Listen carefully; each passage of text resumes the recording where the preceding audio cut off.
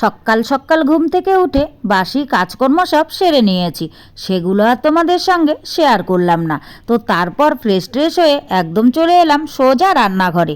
রান্নাঘরে এসে চা বসিয়ে দিয়েছি, কারণ বাবুও অপেক্ষা করে আছে চায়ের জন্য, আর আমাদেরও সকালবেলা একটু চা না খেলে কাজে এনার্জি পাওয়া যায় না। তাই চাটা সকলে মিলে খেয়ে নিলাম। খেয়ে নিয়ে এবার কিন্তু আমি দেখো ভাতটাকে বসিয়ে দিচ্ছি। আসলে কি বলো তো, আমাদের তো সকাল সকালই ভাত লাগে, সে কারণে সঙ্গে সঙ্গে ভাতটাও বসিয়ে দিলাম, আর দেরি করলাম না। শুভ সকাল আমার প্রিয় বন্ধুরা, সকলে কেমন আছো? আশা করছি যে যেখান থেকে আমার ভিডিও দেখছো সকলে ভালো আছো, সুস্থ আছো, আর আমরাও খুব ভালো আছি। জলপাইগুড়ি জেলার এই ছোট্ট গ্রাম থেকে আমি আবারও চলে আসলাম নতুন একটা ব্লগ ভিডিও নিয়ে। সম্পূর্ণ ভিডিওটা জুড়ে আমার সাথে থাকার অনুরোধ রইল। যারা নতুন এসেছো, ভিডিওটা যদি ভালো লাগে প্লিজ একটা লাইক করে চ্যানেলটি সাবস্ক্রাইব করে আমার পাশে থেকো। আর যারা আগের থেকেই সাবস্ক্রাইব করে রেখেছো, আমাকে সাপোর্ট করেছো, তাদের জন্য রইল অসংখ্য অসংখ্য ধন্যবাদ। আজ হলো মঙ্গলবারের সকাল, বাজে সকাল 7টা, আর এখন থেকেই আমি তোমাদের সবাইকে সাথে নিয়ে আজকের ব্লগটি শুরু করে দিয়েছি। আই হোপ কি আজকের ব্লগটিও তোমাদের খুব ভালো লাগবে। বন্ধুরা, তোমরা তো দেখতেই পেলে যে সকাল সকাল ঘুম থেকে উঠে আমি বাসি কাজকর্ম সব সেরে নিয়েছি, সেগুলো আর তোমাদের সঙ্গে শেয়ার করিনি। তারপর চা করা থেকে আজকের দিনটা কিন্তু শুরু করলাম। চাটা করে খেয়ে নিয়ে সঙ্গে সঙ্গে ভাত বসিয়ে দিয়েছি। তারপর আমার ঘরের বিছানাটাকে তুলে নিয়েছি, আর এদিকে দেখছো মা ফুলগুলো তুলছে। এবার আমার কাজ হলো মেয়েকে পড়াতে বসানো। আসলে এখানে আসার পর থেকে মেয়ের দিকে তেমন ধ্যানই দেওয়া হচ্ছে না, সেরকমভাবে পড়াতে বসানো হচ্ছে না, আর পড়াগুলো সব ভুলে যাচ্ছে। বাচ্চারা তো এমনিতেই না পড়লে পরে পড়াশোনা ভুলে যায়, আর এখানে এসে কয়েকদিন এতটাই ব্যস্ততম ছিলাম যে মেয়ের দিকে ধ্যান দিতে সময়ই পাইনি। তো সে কারণেই কিন্তু মেয়েকে পড়াতে বসাতে পারিনি, পড়াতেও পারিনি। তাই আজকে ভাবলাম রান্না করতে করতে মেয়েকে একটু পড়াতে বসাই। তাই কিন্তু পাটি পেতে বারান্দার মধ্যে মেয়েকে পড়াতে বসিয়েছি।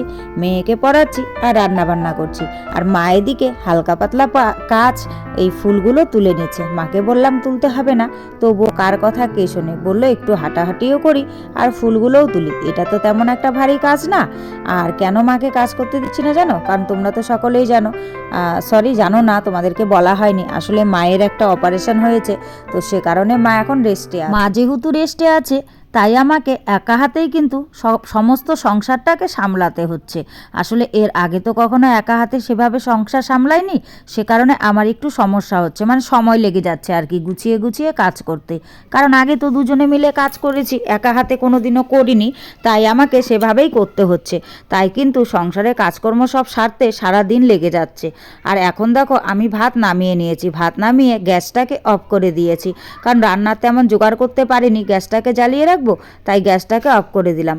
আর এখানে কিছু সিম আছে, তো সিমগুলোকে কেটে নিচ্ছি, আর বাইরে মায়ের সঙ্গে কথা বলছি।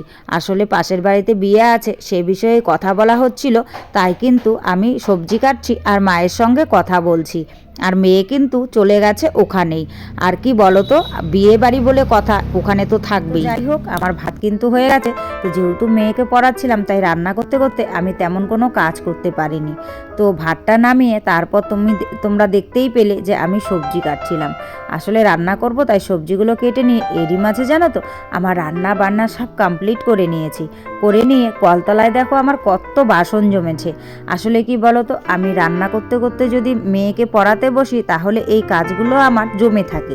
আর না হলে পরে আমি ফাঁকে ফাঁকে কিন্তু মাঝে মাঝে বাসনগুলো মেজে রাখি, এতগুলো বাসন জমে না।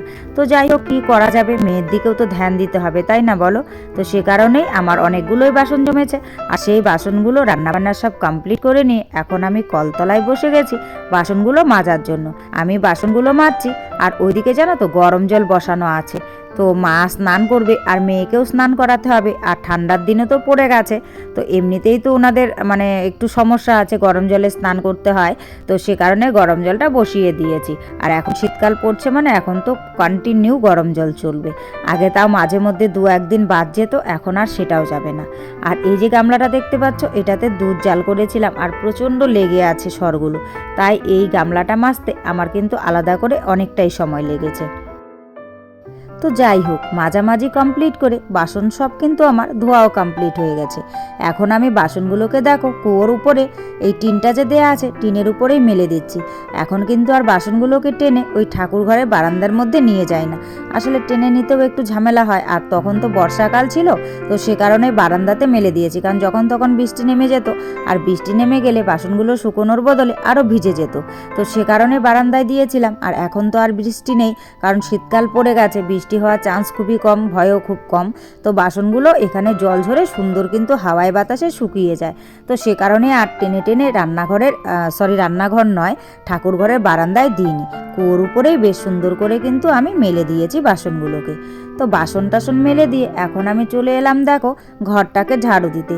আসলে এখন ঘর মোছার পালা, তো ঘরটাকে ঝাড়ু দিয়ে নিয়ে তারপর কিন্তু আমি বাসনগুলো মাজবো।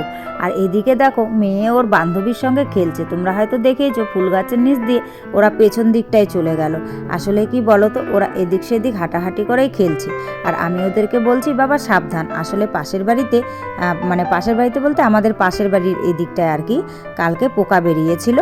তো পোকা মানে তোমরা বুঝতেই পারছো, অনেকে পোকা বলে অনেকে লতা বলে। তো রাত্রিরে যেহেতু ভয়েস ওভার দিচ্ছি, তো নামটা আর বলতে পারছি না, রাত্রিরে নামটা নাকি বলতে নেই, তো সে কারণেই বললাম না। তাই আমি চিৎকার করে বললাম যে বাবা বাইরের দিকটায় খেলতে গেলে সাবধান, এদিক সেদিক দেখাশোনা করবে। আসলে পেছনের দিকটায় তো জঙ্গল আছে, তো সে কারণেই।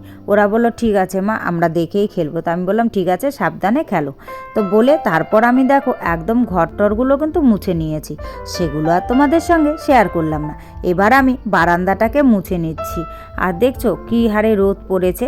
আসলে এই মোটামুটি ধরো 2টো পর্যন্ত রোদটা থাকবে, 2টোর পর আর একদমই রোদ থাকবে না।